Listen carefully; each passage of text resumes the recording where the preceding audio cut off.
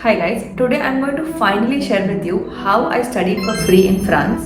And no, it was not a fully funded scholarship, but it was something else. Now, let's go a few years back when I left my job, and after leaving my job, I decided that I want to do an MBA. So I started my research, and after researching, I realized that since I only had 2 years of full time experience, it was practically impossible to get myself into a top MBA program. And since I was extremely ambitious, I was very sure that I would not compromise the quality and brand name of the university. So I started researching again, and through a friend, I came across something called Masters in Management. After that, I put all my time in researching about Masters in Management and what it is.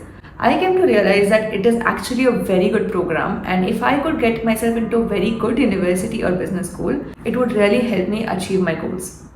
So during this entire process, I came across France, got to know that France is the best location to do masters in management, and then I got to know about ESSEC Business School. Now, ESSEC is one of the most prestigious, I would say, business schools in France. And after researching about it, I was dead sure that I wanted to get into ESSEC. Till now, I did not know, by the way, till now I did not know that I was going to study for free.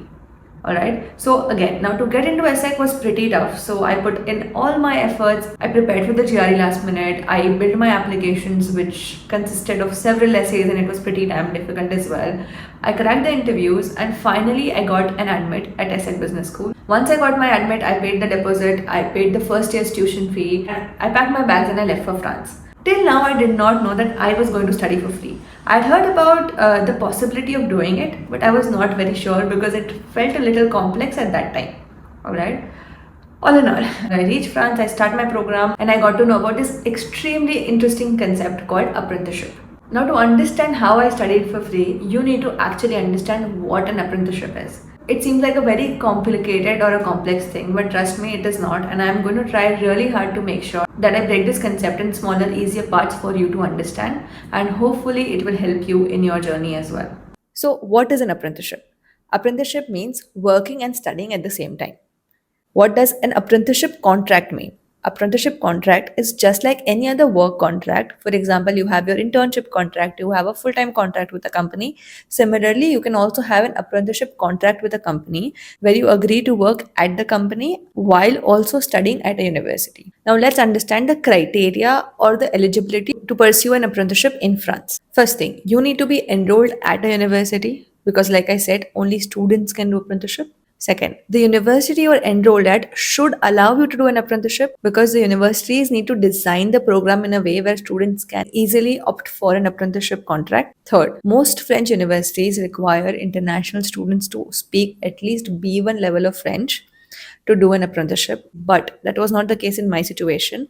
Like I said, most universities require French, but some don't. In my case, I was very lucky. They did not require any French language skills, and I could easily opt for an apprenticeship being an international student. Just that, you need to ensure three things. First, does the university allow international students to do an apprenticeship? Second, if it does, is there a French language requirement? Third, if French is a requirement, what is the level of French that you require, and you can prepare for the language accordingly if you want to.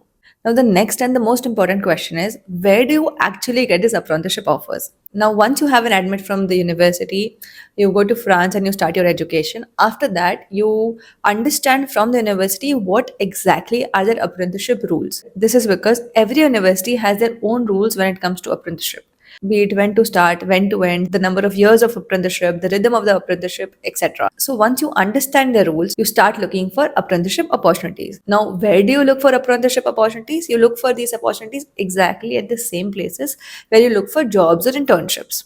Right? So you go to the same portals and websites in France, and you will see a lot of such offers where they clearly mention that they're looking for an apprentice. You apply for these offers, hopefully you get an interview call, you give the interviews, and let's say you do get an offer, then you go back to your school, you discuss it with them, and then they will help you with the entire process. Now, this raises another important question. Is it actually easy to get an apprenticeship offer? I would say yes, it is actually not as difficult in France to get an apprenticeship as it is to get an internship or a full time opportunity, especially if you're from a top business school or a top university. This is because in France, companies that offer apprenticeships are given a lot of benefits from the government, be it in the form of taxes or subsidies, which is why a lot of companies regularly roll out apprenticeship opportunities. However, I wouldn't say that it's extremely easy. When I was looking for apprenticeship opportunities, I had to make my applications to a lot of companies. I did get a few interview calls and finally landed an opportunity. So did all of my Indian and international classmates. But obviously, all of us applied to a lot of such opportunities, and at some point, each and every one of us who wanted to do an apprenticeship had an offer.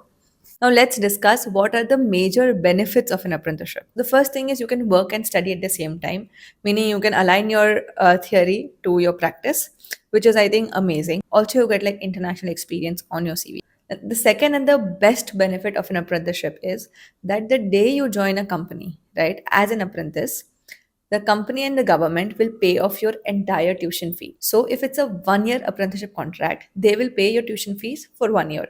And if it is a 2 year apprenticeship contract, the company and the government will pay your tuition fee for 2 years. Wait, that's not it. On top of all of this, you will also receive a stipend every single month. This stipend could be anywhere from 800 euros up to 2500 euros or even more, depending on your age, university experience, etc. So now you finally know how I studied for free. Let's quickly get back to my story. So I also obviously did an apprenticeship. 1 year into the program, I received an apprenticeship offer from a startup in Paris. I was given a very good opportunity as the right hand to the CEO, and I was responsible for all the finance and fundraising part of the company. I learned a lot about working in an international environment during that journey. And the best part, like I said, the day I got this offer, the company and the government, they paid the entire tuition fee of 2 years, even the one that I had paid before. So I had absolutely no student loan on me now. And I also received an amazing stipend, which not only helped me cover my living expenses, but I actually saved up a lot as well. Now, before I end this video, let me just explain how my apprenticeship worked and what an apprenticeship rhythm is. So, for 2 years after I received this offer, I used to go to work for 3 days in a week, and for the other 2 days, I would go to university. So my apprenticeship rhythm was 3 days at work and 2 days at university.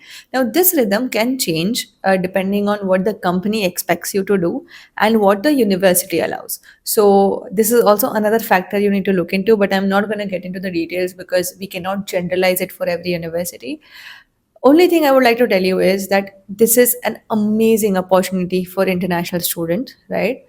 Yes, there are few schools in France that allow international students who do not speak French to do an apprenticeship. But definitely, if you can get an admit to those universities, it's the best thing ever because you will have zero debt after you graduate and it will be an amazing experience, obviously. For the ones who know a little bit of the French language, I would suggest brush up your skills, learn the language even better, maybe take up some classes or coaching and get to a level where you can actually capitalize on this opportunity when you go to France.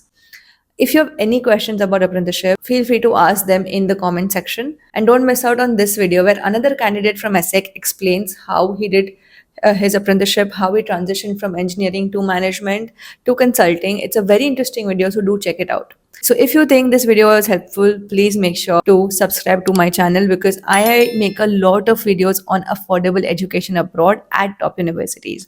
For the ones who don't know, I am Bijal and I run a study abroad boutique called Edu Abroad. I help candidates get into the world's top universities along with scholarships. Obviously, France and Europe is my forte, mainly because I've been to multiple universities in France and across Europe, and we have a huge community there, right? So, if you need help in your applications or figuring out the whole process, feel free to reach out to my team on this WhatsApp number. They will directly connect you with me, and I will take it forward from there. So, all the best in your journey, and Please subscribe.